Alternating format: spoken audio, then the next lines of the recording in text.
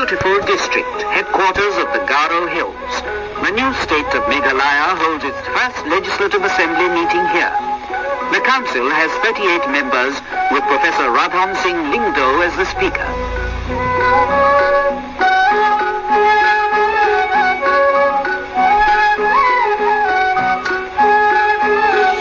On 15 December 1969, the Union government announced the Assam Reorganization Meghalaya Bill that gave the hill state full statehood.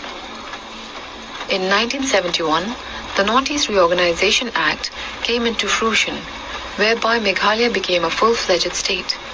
It received the assent of the President on the 30th December 1971. A hill state called Meghalaya was born. Inaugurated on 21st January 1972 by Mrs. Indira Gandhi, Meghalaya was now free to chart its own independent course within the Indian Union.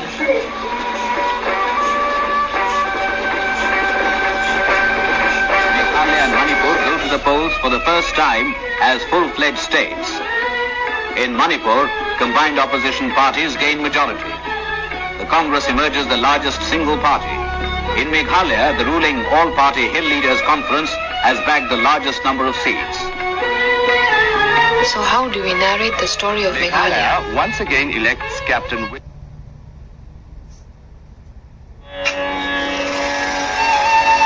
How does one narrate the story of the making of Meghalaya? Where does one begin? With destiny. Do we begin with values of self-governance that the communities indigenous to these hills have lived with for aeons? What is culture? Does it mean dress or eating and drinking?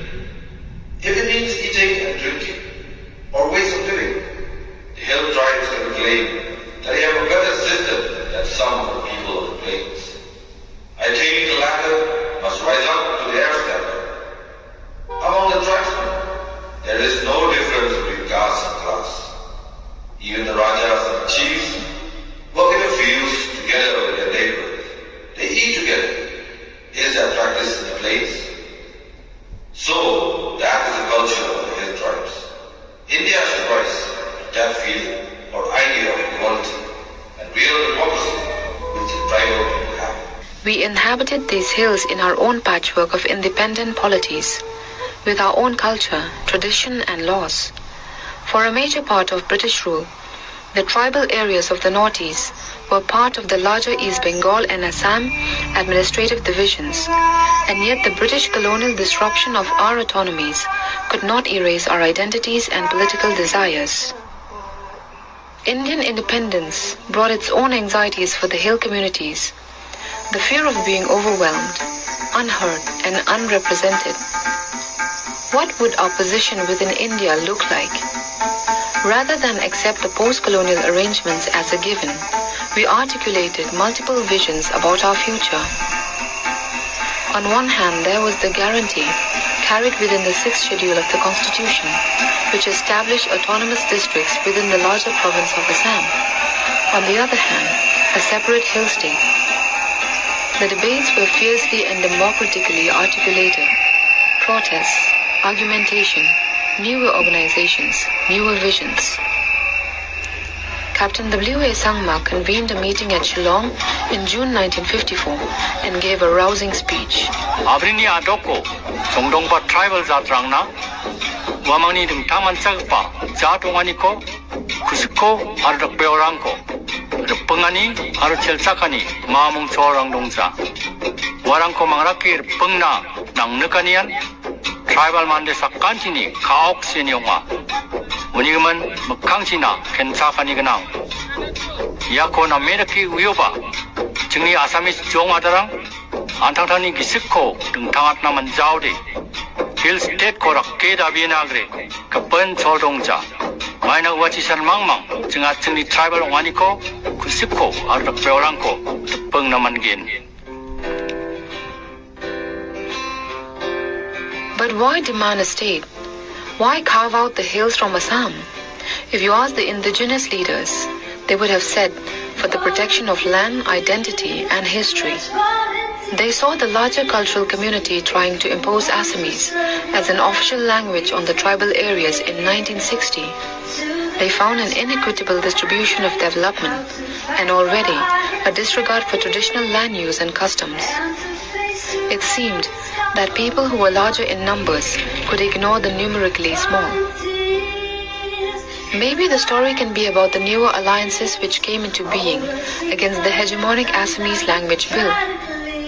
These alliances demanded the reorganization of Assam in a way that allows tribal people to gain control over their resources and land.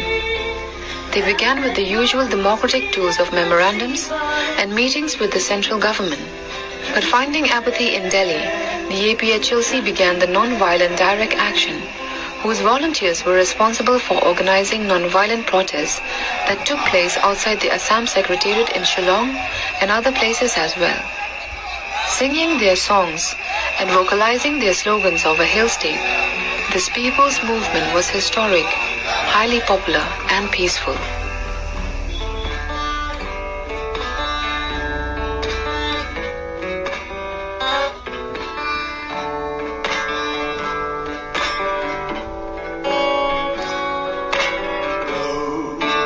Roses around the frontier on the hills above the bay, we will bloom in our cause. So is the story then about mass mobilization, people's participation, and the refashioning of the ideas of a constitutional democracy?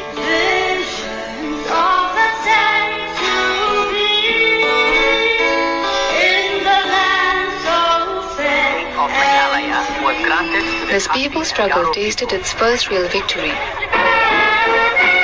On the morning of 11 September 1968, the Union government announced the creation of an autonomous state for the hill areas.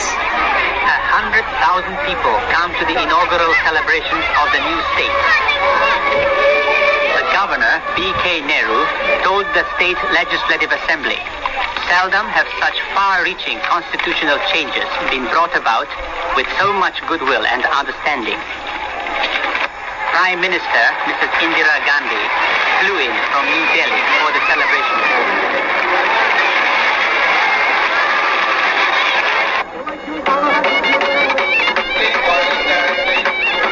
Captain Williamson Sangma, Chief Minister of Meghalaya, gives the inaugural address. I would also like to thank the members of Parliament and the political leaders at the center and in Assam who made possible for the reorganization. Autonomous merely in name, because the state would still be within the administrative confines of Assam.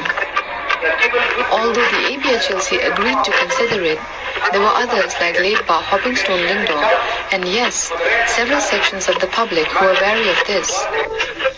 In October 1969, more agitations were held in the front of Assam Secretariat in Shillong. Once the people have found their democratic desires, nothing can challenge their destiny.